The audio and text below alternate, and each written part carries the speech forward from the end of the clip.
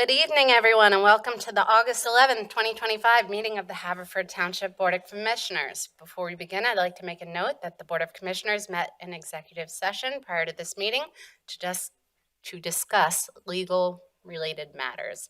We'll begin the meeting with a roll call. I'll ask our Township Manager, Dave Berman, to now please take the roll. Commissioner Gondek. Present. Commissioner Forsty Grupp. Here. Commissioner Cavender. Here. Commissioner Holmes. Here. Commissioner Quinn. Here. Commissioner Hart. Here. Commissioner McCullum. Here. Commissioner McCluskey. Here. Commissioner Trombetta. Here. I now ask everyone to please rise for the Pledge of Allegiance, which will be led by our Police Chief, John Viola. To the flag of the United States of America and to the republic for which it stands, one nation, under God, indivisible, with liberty and justice for all. Thank you. So we'll begin our meeting with Citizens Forum, the Citizens Forum portion of our meeting. Each speaker will be given approximately 3 minutes to share their remarks. We'll begin with individuals who signed up in advance, and during this portion, we also welcome comments on agenda items. If you wish to speak about a matter not on tonight's agenda, you'll have the opportunity to do so during the second Citizens Forum portion of our meeting later tonight. As a reminder, please use your 3 minutes to make your remarks.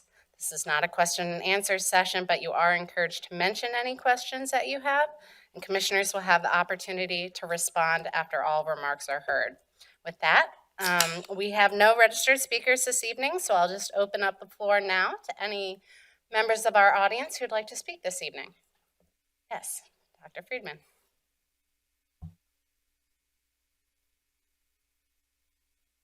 The one right in the center. This one. Okay. I have a loud voice. You'll be able to hear me. It's okay. Dr. Frederica Mann Friedman. I'm a psychologist, family therapist. I live at 815 Buck Lane at the corner of Walnut Lane. Been there 15 years, and I don't know what else you want to know about me.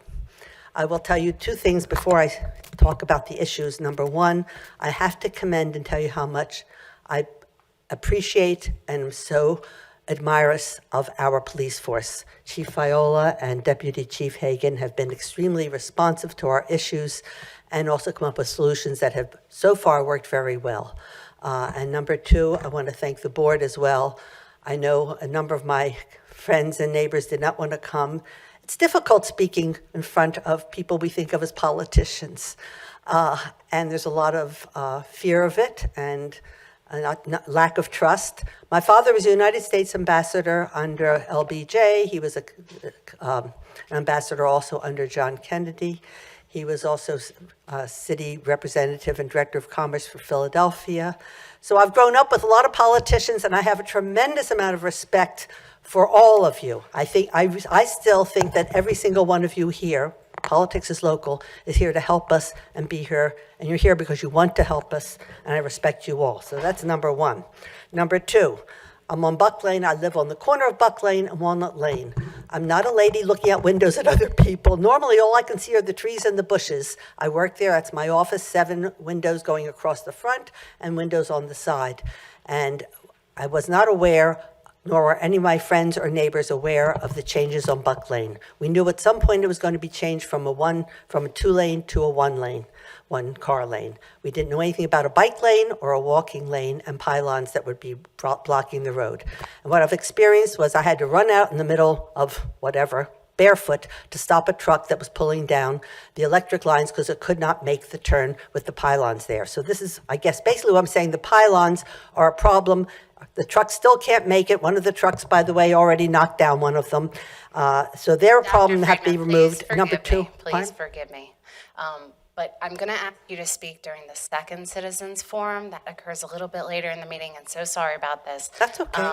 But I just have 4 points to make, and I can do it later. Are any of these items agenda items, or is this in response to the... It's all in response to the danger of having the bike lane and walking lane on the same place where the car lane, which is not big enough to accommodate them all, and I am worried about the lives of my neighbors. Thank you. I appreciate you really. I really That's do all right. appreciate Whatever you coming works out. for If you is you're- works for me. Sit tight if you wouldn't mind. You get to no problem. experience the magic happening here. I appreciate you. Thank you. Yeah, and we'll look forward to your comments later.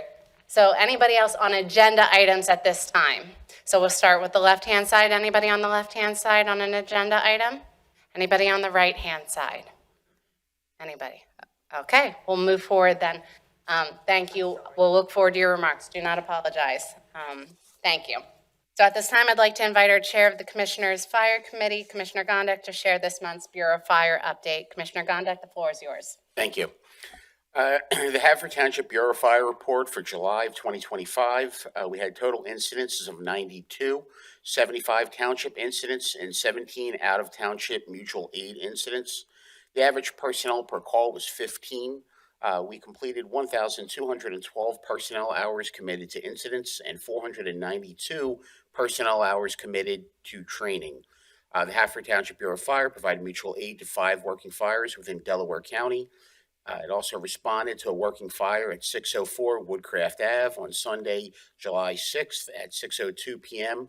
68 members from the 5 township fire companies responded, along with mutual aid from Broomall, Bryn Mawr, and Ardmore fire companies. Companies were on scene for an hour and 57 minutes. The Bureau of Fire also responded to a working fire at 618 Ellis Road on Wednesday, July 9th at 9:51 a.m. 50 members from the 5 township fire companies responded. Companies were on scene for 53 minutes. For EMS numbers, our ambulances had total dispatches of 551 dispatches, which included patient transports of 439 transports. I apologize, 439 charts, 244 patient transports. And I'd also just, on a side note, note that we just had National Night Out this past week, and I believe it was a great success. Seemed like a lot of people came out and enjoyed themselves. The weather was beautiful, and it was a fun time. Thank you. Commissioner Gondek, any questions or comments related to this report? All right, hearing none, we'll move on to our Township Auditor update. At this time, I'd like to invite our Township Auditor, Mr. Ross Anderson, to share his monthly report. Mr. Anderson, the floor is yours.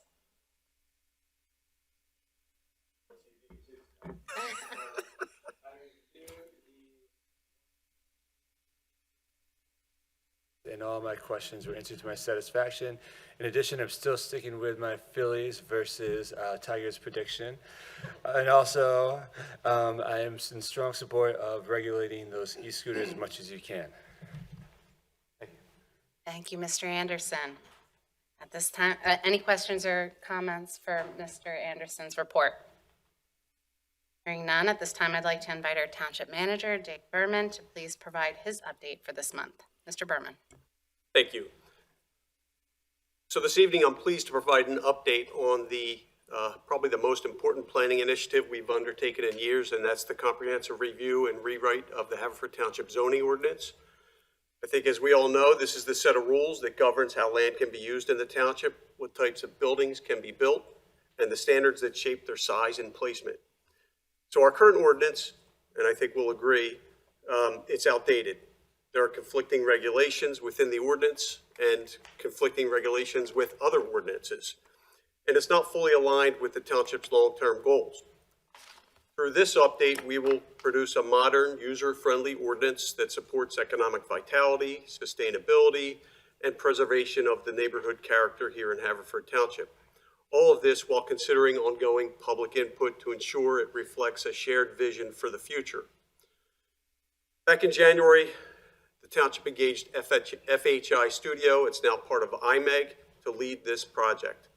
This consultant will reorganize and clarify the existing ordinance, correct errors and inconsistencies, and introduce new standards where they're needed.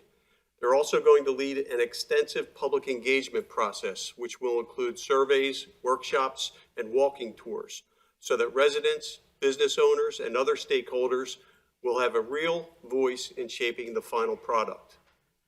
The project is being guided by a steering committee consisting of 4 commissioners, the township manager, our zoning officer, and one representative from the Planning Commission, the Zoning Hearing Board, the Historical Commission, and Discover Haverford, along with our Director of Community Development, Jamie Jelosian, who will serve as the project manager.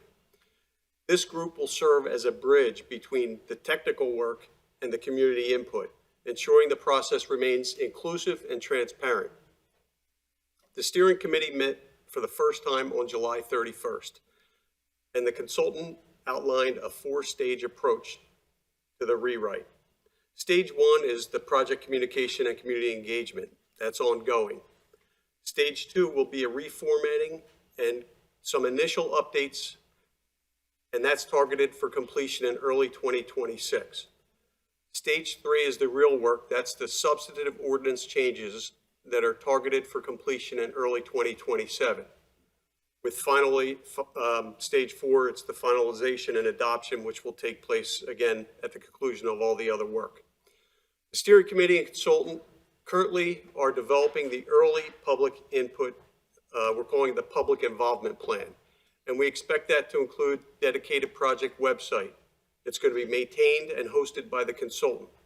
We'll have a community-wide survey, and we'll have some introductory education sessions in late October, and that will build awareness of the project and gather initial feedback.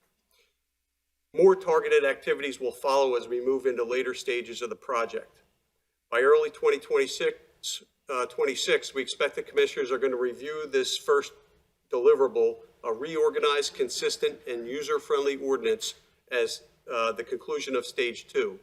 And that's going to form the foundation for future substantive updates in stage 3. So we're very excited about it. I know I just said a lot, and we're going to publish a lot more information on our website. Once we get, we'll also get the new website up and running with the consultant, and we'll have some information that we'll share via social media and constant contact in the coming weeks. We're very excited. It reflects, our new zoning ordinance is going to reflect both the community values and our vision for the future. And we're just looking forward to working with everyone to make this happen. And that's all I have. Thank you. Are there any questions or comments for Mr. Berman from my colleagues? I have a question. Mr. Berman, can you talk specifically about how the public engagement process for this rewrite is going to differ from the comprehensive plan itself? Are you approaching it differently? We are approaching this differently. We have been working closely with the consultant to develop a really proactive plan. The website itself, which will be hosted and updated regularly by the consultant, is going to be a really key element to this. The survey is going to be great, but we're going to have lots of other opportunities, workshops, and steering committee meetings that folks can participate in. We'll have the walking tours of the township to sort of get a feel for what the community would like to see with this zoning amendments. So I think all told, this is going to be way more robust than the comprehensive plan public engagement process. And it sounds like it'll be a little more condensed as well, since the comprehensive plan ran over so many years. One other question. So when we are asked to vote on the new ordinance, is that going to be all at once, or are there going to be different pieces? That's a good point, and it's a really good question. So the stage 2 deliverable, which is correcting a lot of the inconsistencies and let's just say making it more modern, those are some simple updates. There are quite a few of them. That'll take a long time to get through. We'll ask the board to vote on that in early 2026. And then the more substantive changes, we would expect to have a process that ideally it would all be voted on at once, but depending on how controversial or how much discussion there is, we may need to come back at intermediate steps. Thank you. Any further questions or comments from Mr. Berman? Okay, hearing none, we move on to agenda item number 6, the approval of warrants. I'll now entertain a motion. Madam President, I move we approve warrant number 8 of 2025, totaling $4,412,048.27, comprising the general and sewer fund payroll for July 17 of 2025 in the amount of $1,033,174.73, the general and sewer fund payroll for July 31st, 2025 in the amount of $876,874.74. General fund disbursements in the amount of $1,303,818.56. Sewer fund disbursements in the amount of $169,875.28. Community Development Block Grant Fund disbursement in the amount of $209,838.03. Capital Projects Fund disbursements in the amount of $543,145.56. American Rescue Plan Fund disbursements in the amount of $254,359.18. The credit card statement ending July 27th of 2025 in the amount of $20,962.19. Heard a motion. Is there a second? Second. Thank you. I've heard a motion and a second. The motion's now open for discussion. Are there any questions or comments from my colleagues on this board regarding this item? Our township auditor has been through these, and any questions that he raised to our township finance director, and they've been answered to his satisfaction. So I recommend that this motion be approved. Thank you. Any further questions or comments from my colleagues? Hearing none, Mr. Berman, please take the roll. Commissioner Gondik. Yes. Commissioner Forresty Grubb. Yes. Commissioner Cavender. Yes. Commissioner Holmes. Yes. Commissioner Quinn. Yes. Commissioner Hart. Yes. Commissioner McCullum. Yes. Commissioner McCluskey. Yes. Commissioner Trombetta. Yes. Motion carries. Thank you. We'll now move on to agenda item number 7, appointments. I'll begin by entertaining motion for an appointment to the Library Board of Trustees. Madam President, Yes, Commissioner Holmes. I move we appoint Regina Colantonio to the Library Board of Trustees for the term ending December 31st, 2026. Second. I've heard a motion and a second. The motion's now open for discussion. Are there any other nominations for this position? Madam President, motion to appoint Nicole Bruno to the Library Board of Trustees for the term ending December 31st, 2026. Second. Thank you. I've heard a motion and a second for Nicole Bruno for the Board of Trustees for the library. Are there any other nominees for this position? Move we close nominations. Thank you. Is there a second? Second. All right, we've heard a motion to close and a second. The board will now consider the motion to close. All those in favor of closing nominations, please say aye. Aye. Any opposed, please say nay. Any abstentions? The board will now consider Regina Colantonio or Nicole Bruno for the Library Board of Trustees for the unexpired term ending December 31st, 2026. Mr. Berman, please take the roll. Commissioner Gondik. Regina Colantonio. Commissioner Forresty Grubb. Regina Colantonio. Commissioner Cavender. Regina Colantonio. Commissioner Holmes. Ms. Colantonio. Commissioner Quinn. Nicole Bruno. Commissioner Hart. It's Bruno. Commissioner McCullum. Ms. Bruno. Commissioner McCluskey. Gina Colantonio. Commissioner Trombetta. Regina Colantonio. Thank you. The board has appointed Regina Colantonio to the Library Board of Trustees. Thank you and congratulations. We'll now move on to consider the approval of items listed under the consent agenda. Please note that all items are detailed in the public packet. At this time, I'd like to ask my colleagues if anyone wishes to remove any items from the consent agenda for individual consideration later this meeting. Hearing no requests, I'll now entertain a motion to approve the consent agenda. So I move to approve the items A to E of the consent agenda as further detailed in the public packet.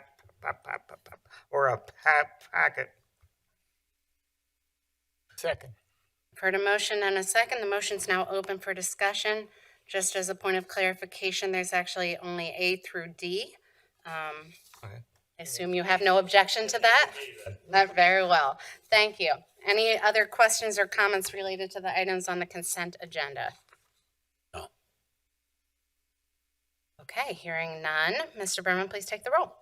Commissioner Gondik. Yes. Commissioner Forresty Grubb. Yes. Commissioner Cavender. Yes. Commissioner Holmes. Yes. Commissioner Quinn. Yes. Commissioner Hart. Yes. Commissioner McCullum. Yes. Commissioner McCluskey. Yes. Commissioner Trombetta. Yes. Motion carries. Thank you. Board now moves on to 2 ordinances this evening, beginning with P9 2025. This is a first reading. I'll now entertain a motion. Madam President, Yes, Commissioner Holmes. I move we adopt ordinance number P9 of 2025, e-scooters and e-bicycles for its first reading. It will be further amending and supplementing ordinance number 1091, adopted May 11th, 1959, and known as the General Laws of the Township of Haverford, Chapter 55, bicycles, skateboards, and roller skates. And I'll Second. I've heard a motion and a second. The motion is now open for discussion. I'd like to just take a point of privilege to clarify that if passed, this helmet requirement applies to minors under the age of 16, not 16 and under, as I had mistakenly stated during the work session. So forgive me for that. It's always been written under the age of 16, but I apologize for any confusion that I may have caused.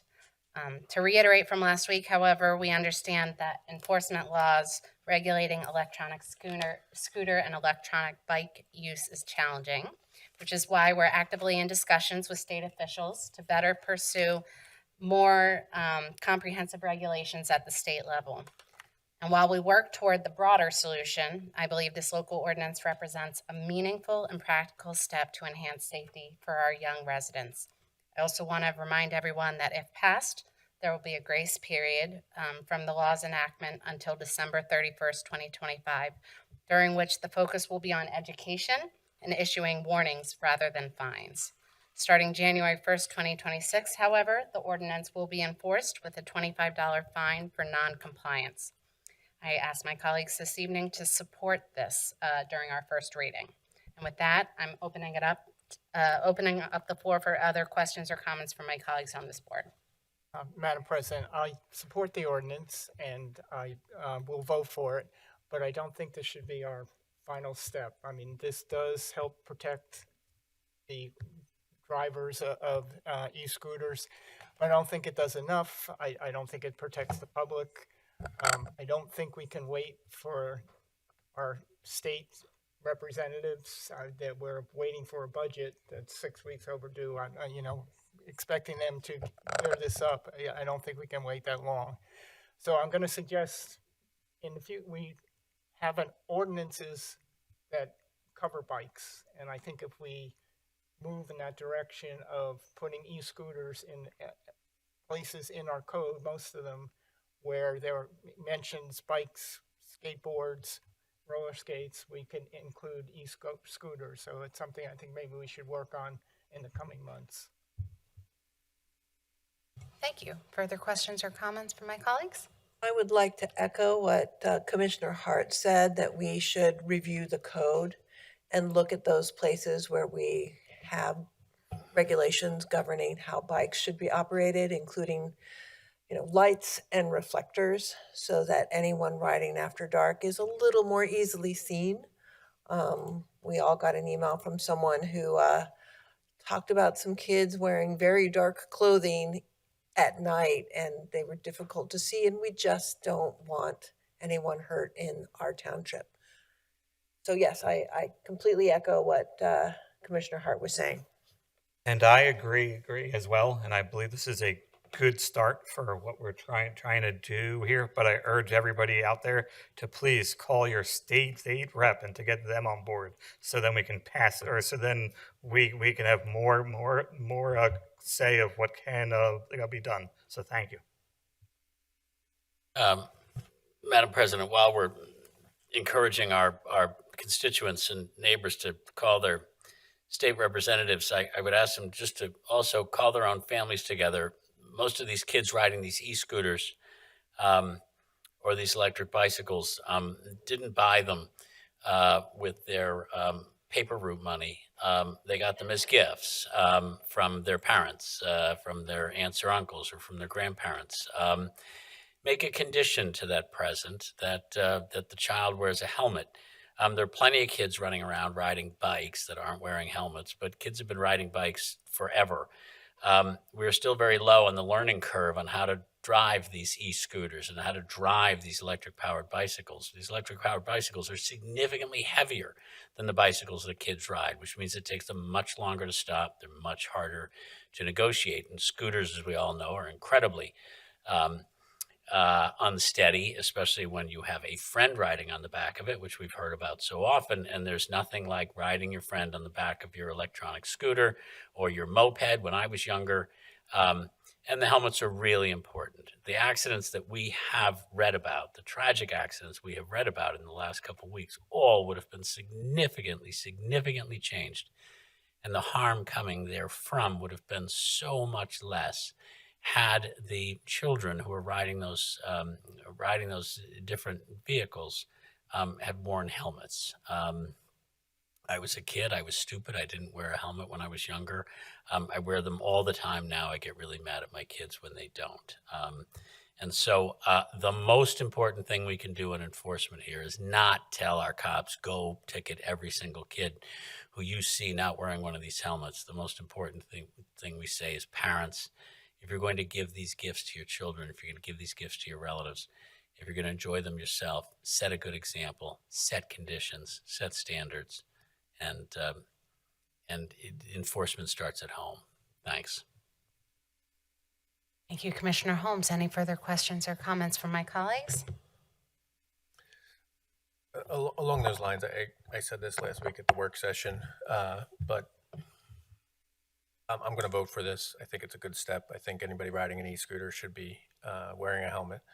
But I do just want to say that anybody who has called any of us or emailed any of us, overwhelming likelihood is that you are an adult who also drives a car. And the reality is that in addition to kids who should be wearing helmets, if we're traveling the speed limit or going slower on our roads, the likelihood of a significant accident goes down with every 10 miles. It's engineering. It's how it works. So I'd ask anybody who is outraged over scooters, outraged over kids riding up Darby Road to Wawa on the scooters, to also take a look in the mirror at ourselves and all of us, and whether while you're driving down Darby Road or when you're driving down Eagle Road, are you going what the actual posted speed limit are, or are you going over it? And that's something you can do to make the town just a little bit safer. So. Thank you, Vice President McCluskey. Any further questions or comments? Hearing none, we'll move to a vote. Mr. Berman? Commissioner Gondik. Yes. Commissioner Forresty-Grubb. Yes. Commissioner Cavender. Yes. Commissioner Holmes. Yes. Commissioner Quinn. Yes. Commissioner Hart. Yes. Commissioner McCollum. Yes. Commissioner McCluskey. Yes. Commissioner Trombetta. Yes, motion carries. Thank you. The board will now consider P10 2025, a traffic ordinance. This is a first reading as well. I will now entertain a motion. Madam President, Yes, Commissioner Holmes. I move that we adopt ordinance P10 of 2025, a first reading for traffic. It amends and supplements ordinance number 1960, adopted June 30, 1986, known as the General Laws of the Township of Haverford, Chapter 175, Vehicles and Traffic. We are doing four items in this. Sticker parking on Brookline Boulevard in the 200 block at 220 Brookline. Special purpose parking on Pennsylvania Avenue. No parking here at a corner at Panmure Road and Buck Lane. And no commercial parking on Olcott Avenue. Second. I've heard a motion and a second. The motion's now open for discussion. Are there any questions or comments from my colleagues on this board? This is not an amendment, but I would like to make clear the no commercial parking on Olcott Avenue. That is a commercial parking restriction for commercial vehicles in excess of 8,000 pounds. There are different definitions of commercial vehicles within our code. This particularly notes 17529C, which has the 8,000 pound restriction. Thank you for that point of clarification. Any further questions or comments? In the past, have we grouped these together like this? There's some of them that, most of them I'm supportive of, some of them I'm not. I can't speak to the I- history here, but what I can tell you is if you'd like to remove something, you have the right to do that. Now, Okay. I would I think for the future, suggest that we separate them because there's different issues at each location. Very well. I would say, Commissioner Hart, I think this is unusual with 4. We have certainly done 2 before, and this was 3, and I added 1 in last week's agenda. So your comment is noted and appropriate. Agreed. Happy to do that moving forward. Any further questions or comments? Then we'll move to a vote. Mr. Berman, please take the roll. Commissioner Gondik. Yes. Commissioner Forresty-Grubb. Yes. Commissioner Cavender. Yes. Commissioner Holmes. Yes. Commissioner Quinn. Yes. Commissioner Hart. No. Commissioner McCollum. Yes. Commissioner McCluskey. Yes. Commissioner Trombetta. Yes. Thank you. The motion carries. We now move on to agenda item number 10, resolutions. This evening, the board will consider a single resolution, resolution number 2457-2025. I'll now entertain a motion. Madam President, I'd like to make a motion to approve resolution number 2457-2025, amending authorization to apply to the PA DCED Greenways Trail and Recreation Program Grant Program. Is there a second? Second. A motion and a second. The motion is now open for discussion. Are there any questions or comments from my colleagues on this board? Hearing none, we'll move to a vote. Mr. Berman? Commissioner Gondik. Yes. Commissioner Forresty-Grubb. Yes. Commissioner Cavender. Yes. Commissioner Holmes. Yes. Commissioner Quinn. Yes. Commissioner Hart. Yes. Commissioner McCollum. Yes. Commissioner McCluskey. Yes. Commissioner Trombetta. Yes. Motion carries. Thank you. We now move on to agenda item number 11, contract awards. I'll entertain a motion regarding a solar project for the township building. President, Yes, Commissioner McCollum. to award a contract in the amount of $74,765 for the Haverford Township Building Solar Project to AJM Electric, the lowest responsible and sole bidder on the project. Second. Heard a motion and a second. The motion is now open for discussion. Are there any questions or comments from my colleagues on this board? Madam President, could we ask our township engineer just to describe to us real fast this project? Sorry, say that again? Could you describe this project for us real fast? Sure, and I may even, if you don't mind, I'll just even give a little background. The board probably remembers that when this building was built, there was at least the conceptual plan to put a rather substantive array on top of the building. And once the building facade issue occurred, we had suggested that, hey, before we do anything substantive on the roof, we should get that cleared with the insurance company. I don't believe that really ever got cleared. So we, working with Dave, we looked at a couple other alternatives. One is a stadium, which is a natural place to put a solar array, but we got a roof that's only halfway through its useful life, and it's a building built in the 70s. And then we looked at a carport, similar to what you see down Lincoln Stadium. Build a carport, put solar arrays in a parking lot. Too busy, too much utilities. So we actually came up with the thought of that canopy on the lower level where you face Manoa Road there, to put a solar array there that'll be tilted away, a little bit away from the building at about a 30-degree angle. The exposure's good because this is a southern exposure. Thank you, Mr. Pannoni. That's all I have. Further questions or comments from my colleagues? I would just indicate, just for the record, that I do not intend to support this proposal, but I want to make clear that my lack of support for this proposal is not a lack of support for solar energy or any form of renewable energy. That when I look at these projects, I look at them on an individualized basis, the project itself. And based on the information that I've seen, this project to me does not satisfy what I consider an appropriate return on investment for the taxpayer dollars. And just to put a little bit of understanding there, my understanding is that this project is going to generate approximately 12,600 kilowatt hours per year, which, based on the information I've received, is approximately about a quarter of what this building consumes in a month. Translated to dollar amounts, that's about, being really conservative, $1,500.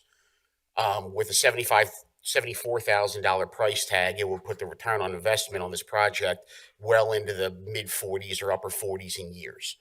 And I personally don't feel that this project is a proper use of taxpayer money. But again, that's not to say that I would not support another solar project down the road. I just will not support this particular one. Thank you. Another question I would have, and that's my comment. My question, and I don't know if this would be for Mr. Berman or Ms. Cuthbertson, who's unfortunately not here, is if my memory serves me correctly, we took out about $1 million in the bond issuance for solar projects. Is there any conversation or what's going on with the other $925,000? That would just be a general question. I don't know if Mr. Berman has the answer to that or not. Well, the answer is this project would be paid for out of that bond funding initially. And what is left, we would intend that whenever the issues with this building are resolved, which we're hopeful will happen this year, we can then move into design and bidding for the solar array on the roof of this building.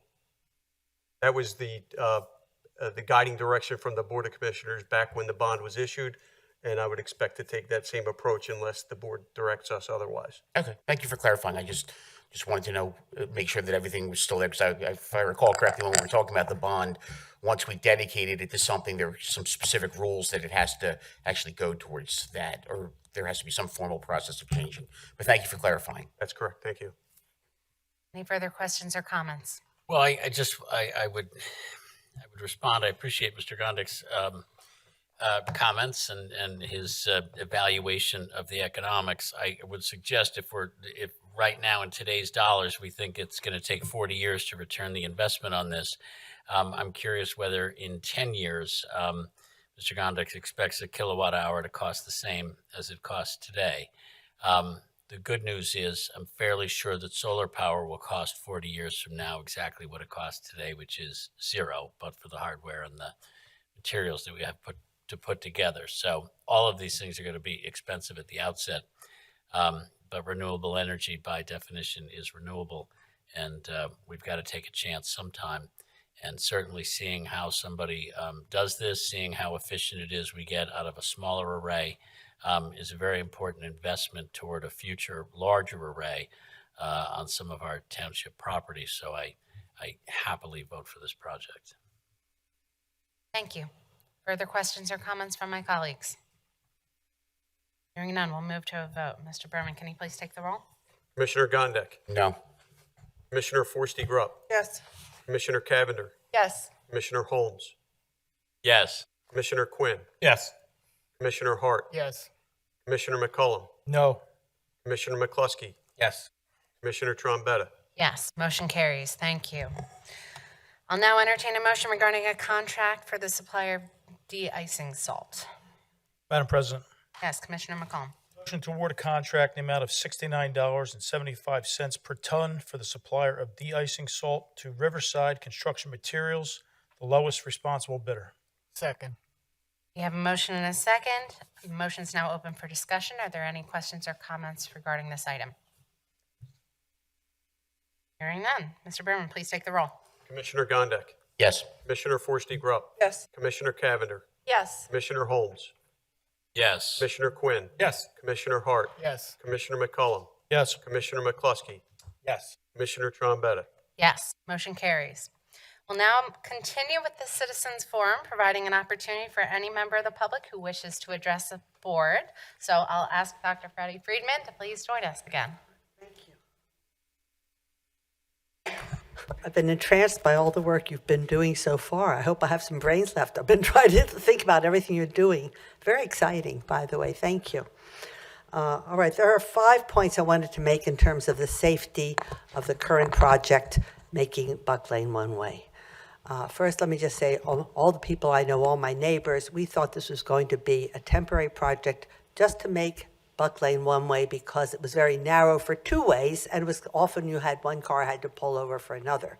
So there really wasn't enough room for two ways. We were not expecting three ways to be as a bike, walking, and driving.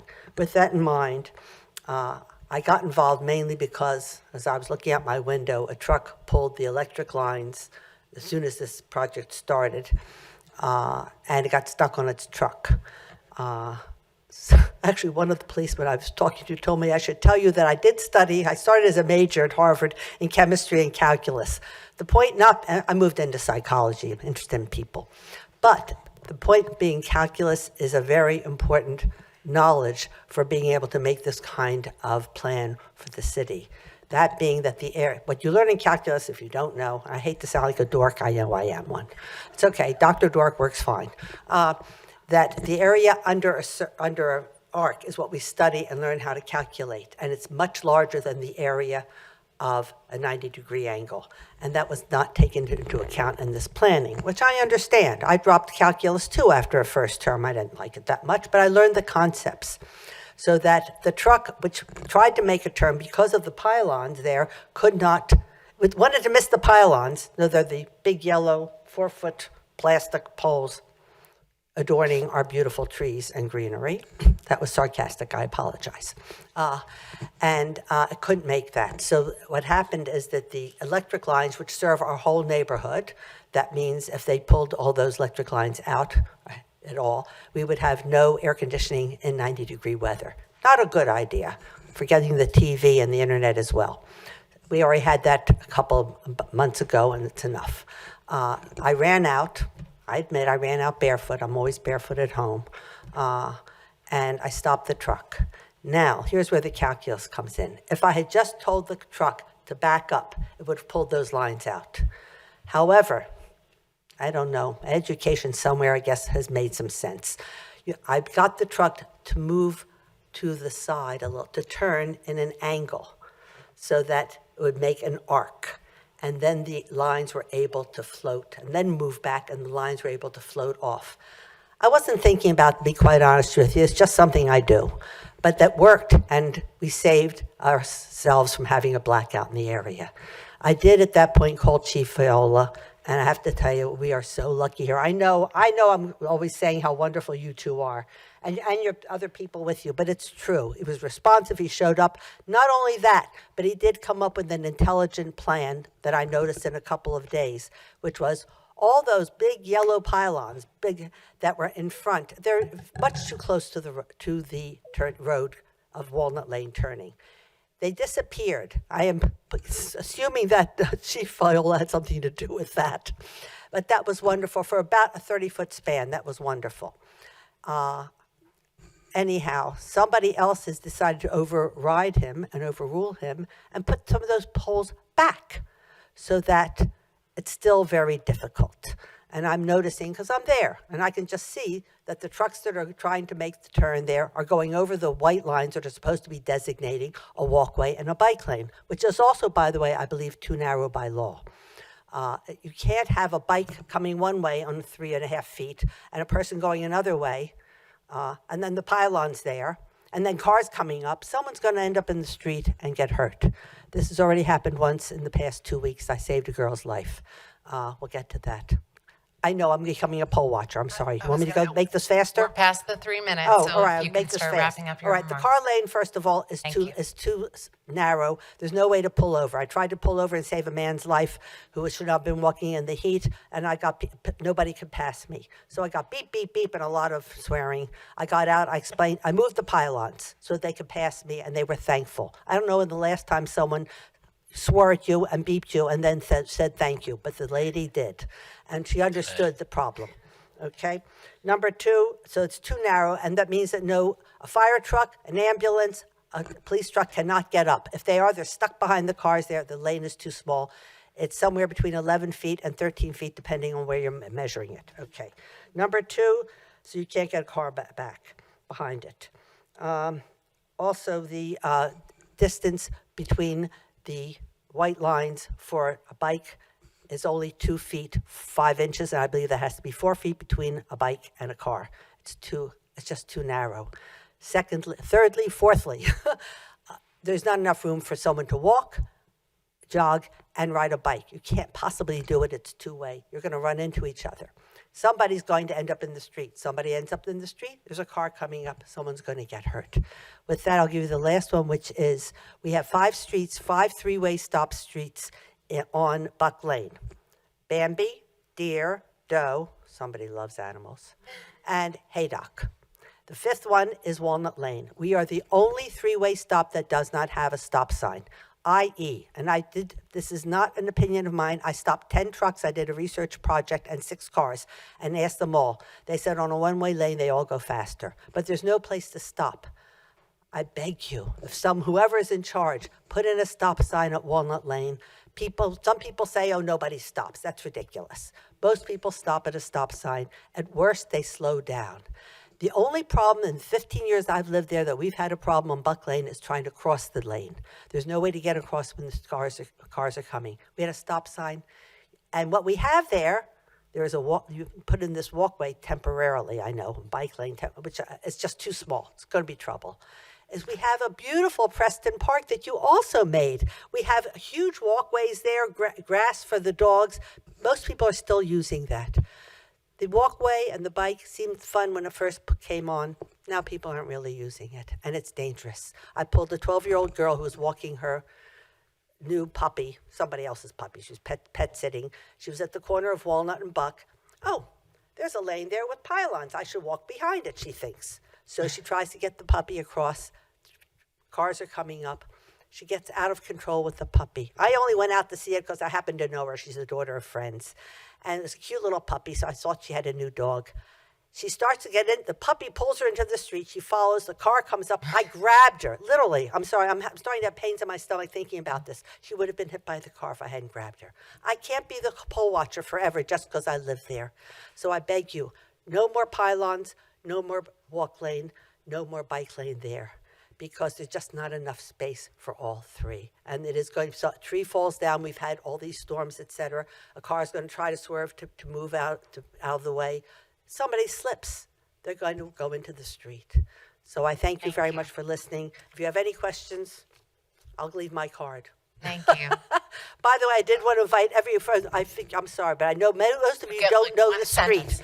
You are all invited to come to my home. I make good Sumatra coffee, cookies. I'd love you to be able to see what it is I'm talking about. This is not my opinion. These are the facts and the things that are happening, and most of my neighbors feel the same way. But you're all invited to my home anytime. You're part of my community and you serve us, and I thank you. Thank you. No. Okay. Anybody else on the left-hand side? Yes, Ms. Salver.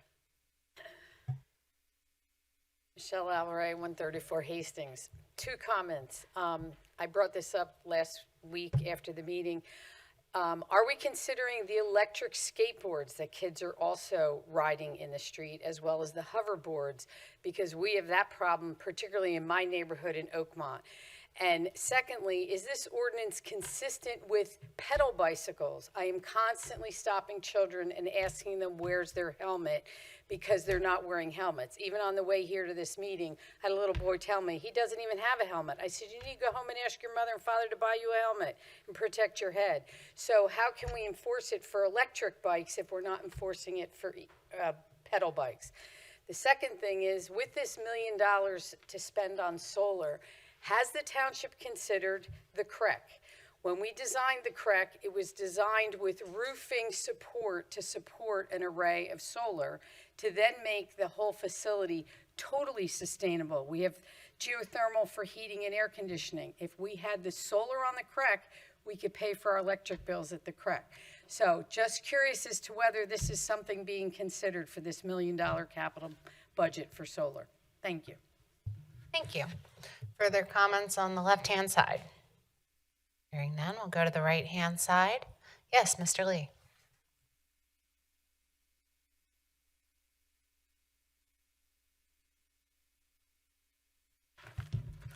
My name's Mike Lee. I live in Haverford Township. I'm a resident. I have a question. Will we, as far as the zoning process we're going through right now, the 4 commissioners, will we be told who they are so we can contact them and hear their opinions about that we're on this steering committee? My concern is that this is going to be a steering committee and contractor project, and residents are going to be excluded from it. And that's basically kind of my feeling of what happened with the comprehensive plan. And I think that people need to be able to review and raise questions about the process. And I'm also really leery about too much reliance on questionnaires. They're very easy to game. You can get the response that you want.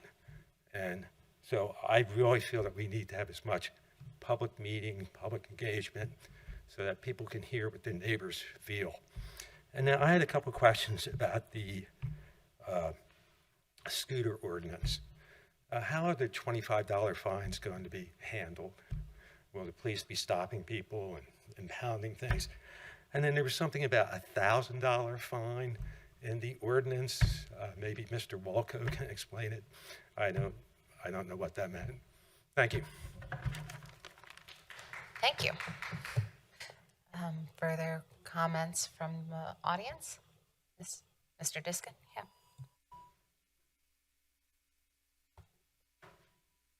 Good evening, Stephen Gambesha, Haverford Township. I'm on Landaff Road. I apologize. I know the scooter issue's on the agenda, but I think this is going to work out well because my comments are going to resonate with a couple comments I hear. First of all, I'm in the area of public health, and injury prevention is one of those areas. I was responsible or helped Haverford Township years ago to ban cigarette vending machines. So if you smoke, you can blame me on that. My research was involved in that. A couple things. First of all, it's very endearing to see the kids zip by in these scooters. I mean, you talked about that. It's very endearing. So when I'm thinking about regulating, a lot of what we do in public health is regulate. I know that's not popular. People don't want to regulate. Businesses don't want to be regulated, but we do it to prevent, protect, mitigate, treat, and restore. So it's endearing, but I think common sense tells us that problems are going to happen. A couple principles that we use in public health. One, sometimes we fall into this issue of we have to see the statistics, the epidemiology, the morbidity and mortality before we do anything. We shouldn't fall into that trap. Common sense tells us this is a problem. The kids zipping through these motorized bikes. I like the commissioner's comment, Holmes, there. The nature and extent of these vehicles are very different than bicycles. And I know there's things we can do with bicycles. So that's one principle. The other one, very interesting, Commissioner Quinn, I would not wait for the state to do something. A classic strategy that you use in public policy is if you don't like something at the local level, go to the state or the federal government and you preempt it. I don't know if the manufacturer is going to want to preempt something. I had my experience working with the tobacco company. They wanted to preempt anything we did at the local level. So I would not wait for that. Haverford Township could be very progressive. This is an opportune time to do this, not just because the media's here. Notice the good thing, the cameras are gone. Couple other things to do. Let's not just helmets, look at the age. The nature and extent is this different. I think 16, under 16 to use this, you may want to look at that. Where they're used, the time of day they're used, the lights, those sort of things. And at the bigger picture, something that I'll probably end up working on, because I think injury prevention is very important, is I think advocacy, you can work with the manufacturers to make these scooters that only go so fast. So that is going to reduce the risk.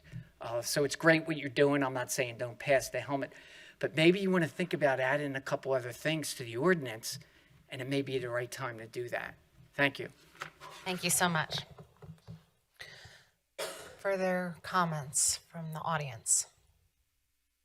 Hearing none, I'll open the discussion up to the board now for any responses or remarks based on the public comment portion. Well, I would just indicate that the penalties portion is just the penalties language that is in the entire bicycle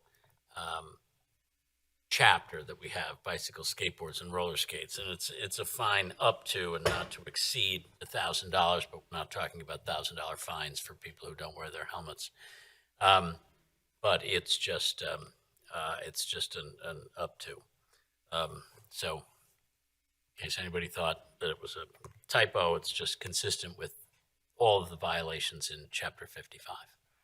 If I can just tag on to that, the ordinance that we passed today, and if I'm incorrect, Mr. Walco, please tell me.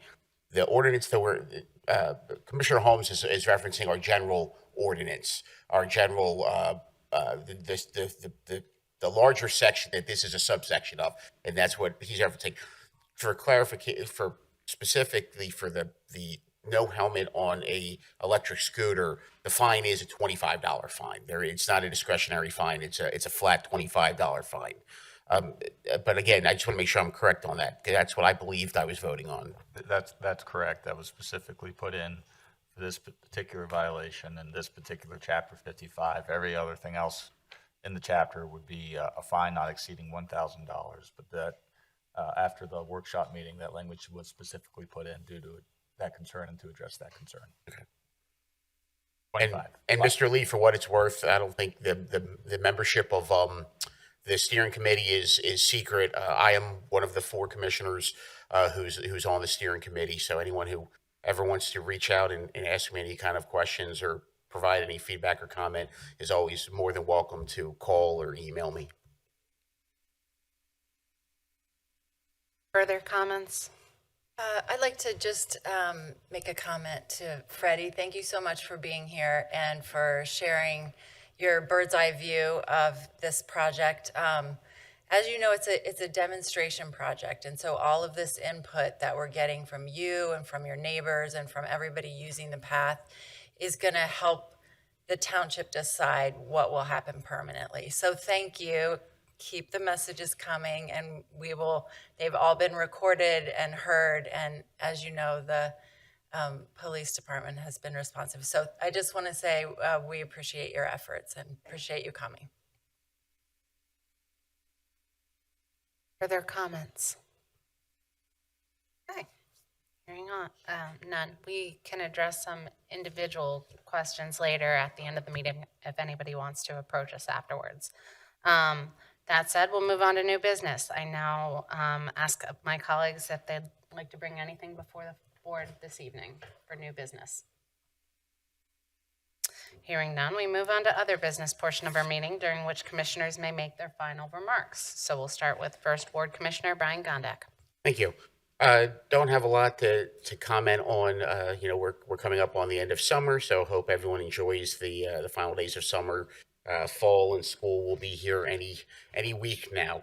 I do want to just thank the township and just announce to the general public. It had been brought up at a couple meetings a couple months ago, but that we have installed AEDs at Westgate and the Grange in climate-controlled boxes to protect them. So those are now set up and operational and available for emergency use. Hopefully they'll never need to be used, but they are there. And I'd just like to say thank you for the EMS, fire, police, who all showed up for National Night Out a couple days ago. It was a great event. And thank you for all of your dedication and service, and also for putting on that community event in conjunction with, obviously, township, all the other township staff and representatives. Other than that, have a nice summer, and see you guys next month. Thank you. We'll now move on to Second Ward Commissioner Sheriff Borsty Grubb. Thank you. I would echo Commissioner Gondek's thanks for a wonderful National Night Out. It was one of the best attended ones that I've ever seen, and it was great seeing everyone interacting and asking questions and seeing the various demonstrations. So thank you. And I would say that Haverford Township is a great place for lots of community outreach and events. If you haven't gone to the library, there are lots of programs still taking place at our new library. If you haven't been to the library yet, you should go because it's beautiful. I also wanted to highlight something that a resident in Ward 2 talked to me about. NAMI Mainline PA is a group that serves all of Delaware County and Lower Merion Township, and it is partnering once again with the National Alliance on Mental Health Illness to host a 2-day conference focused on the intersection between faith and mental health. In the U.S., 1 in 5 people is affected by mental illness. With over 600,000 residents in the communities we serve, that NAMI serves, this means that about 120,000 people need help at any time. Since we know that many people with mental health challenges initially reach out to their pastor, rabbi, or imam, we want to make sure that you know NAMI Mainline PA is a resource. They are hosting a free 2-day conference on August 22nd and 23rd. It is open to everyone, not those just in Delaware County and Haverford Township. Sessions will include such things as Mental Health 101, Signs, Symptoms, and Diagnoses, a Community Resources Panel, Finding Help in a Patchwork System. If you want to find out more or register, you can go to www.nami.org/pathways to hope. So this is, as I said, August 22nd and 23rd from 9 to 4, and it's at the St. James United Church of Christ on Myrtle Avenue. So thanks so much. Thank you, Commissioner Forresty Grubb. We'll now move on to Fifth Ward Commissioner Laura Cavender. Thank you. Wishing everyone a good summer and preparation for the fall. I just wanted to highlight, we have several construction projects on the roads in Ward 5. Landover Road, that project is going to resume from Pico starting August 18th. It's a long project. It is hopefully in the final phase. And residents who live near the road will be receiving a postcard with updated project details. Coopertown Road is closed from 9 to 3, starting today through the end of October for Pico construction. And again, I want to highlight the one-way demonstration project on Buck Lane. We've been getting a lot of great feedback from residents from every aspect of how the road is used, things that maybe we didn't foresee, and a lot of positive feedback that our neighborhood is becoming more pedestrian friendly. Kids feel safer being able to walk down the road. And, you know, we'll see how things go when school starts, but I'm very heartened by the fact that we are willing to try this demonstration project and try to make it as good as we can as a township. So that's really it for me today. Thank you. Thank you, Commissioner Cavender. Commissioner Holmes. Thank you, Madam President. I just wish everybody in the township a great rest of their summer. By the time we meet again, school will have started. Folks will have returned from their vacations, and our streets will become crowded again, including crowded with school buses and kids walking to any one of our 5 elementary schools. So everybody, please be careful out there.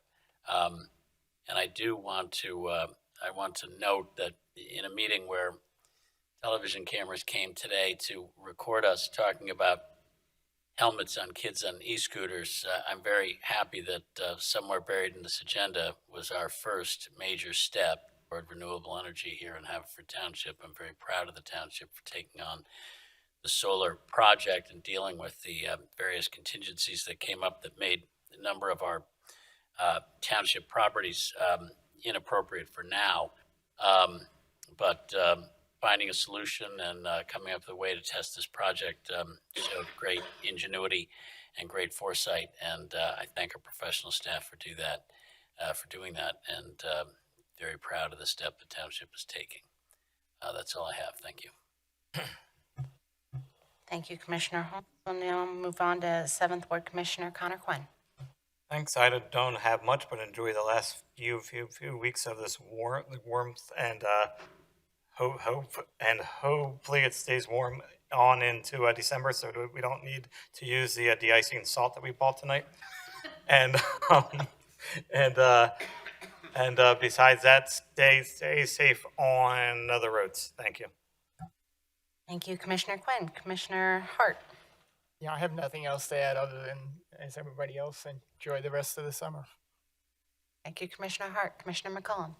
Yes, I just want to remind the public that the township is hosting an e-waste, a large e-waste event here on August 23rd in the lot at 9 a.m. Following week, August 30th, the summer shredding event will take place between 8 and 11 a.m. And lastly, prospective hires that are interested, the police department is hiring, and they can check out our website for applications and further info. That's all I have. Thank you, Commissioner McCollum. Vice President McCluskey. Mr. Lee, I'm also on the steering committee, so you're welcome to call or email me if you have thoughts. I wasn't going to comment further on the e-scooters, but Mr. Gambesh has sort of put some ideas in my head, and I have really struggled with this. I have turned corners and seen scooters coming at me as I'm driving in the car, and it's scary and it's frustrating. And I've seen kids probably riding them irresponsibly, and that's also frustrating. And I fear for their safety. What I struggle with is I think the practicality of these e-bikes and e-scooters they exist, and once we've gotten to the point where they are in society, I don't think they're going away. So I think some of the reaction of just ban this and tell the kids not to do it, and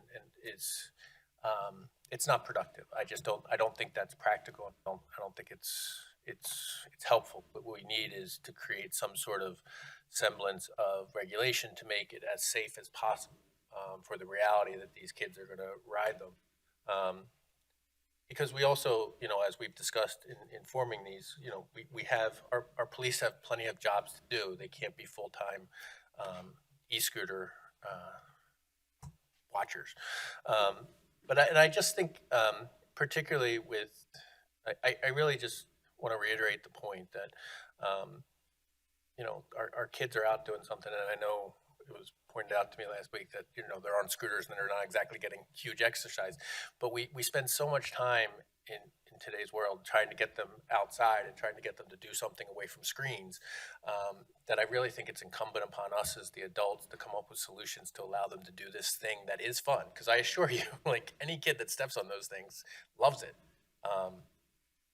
So I just think as we continue to create solutions, we have to not overly demonize the product itself and come up with practical solutions that would work for our kids as well, as opposed to just wrapping them up and protecting them, which I understand the desire for, but just some comments. That's all. Enjoy the rest of your summer. Thank you, Vice President McCluskey. Forgive me, I have 3 items that I wanted to mention. So this is the 3rd time that I've raised this at the end of our meetings, and I'll keep doing it so long as this continues, because the SEPTA funding crisis is urgent, and the consequences for Haverford Township, our region's economy, and our quality of life is too big to ignore.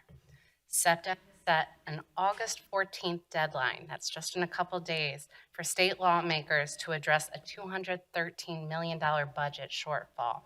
Without new state funding, they'll begin dismantling the system, eliminating 32 bus routes, slashing rail service, and ending special trains like the express service to Philadelphia's sports complex. On top of that, fares would jump by more than 21% on September 1st. If nothing changes, even deeper cuts will follow as well.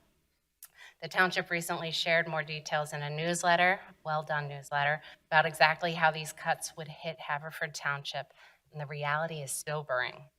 For many of our neighbors, SEPTA isn't a convenience, it's a lifeline to work, school, medical care, and community life.